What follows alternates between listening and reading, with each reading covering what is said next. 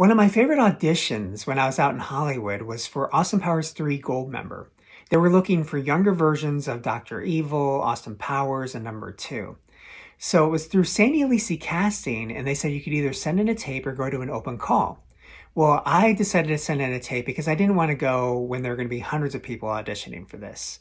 Well, a couple weeks later, they called me and said, hey, it'd be in your best interest to come to this open call. So I showed up, and sure enough, there were hundreds of people there.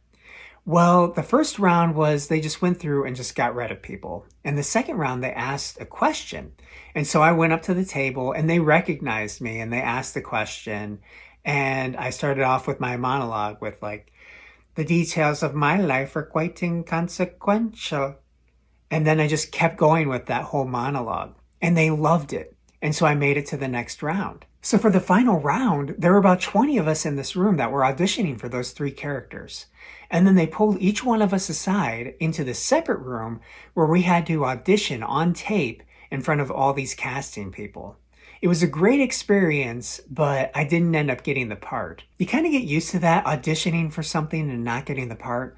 But this for me was a great experience because it was such a big movie. And even though I didn't get it, it was more practice that I got auditioning.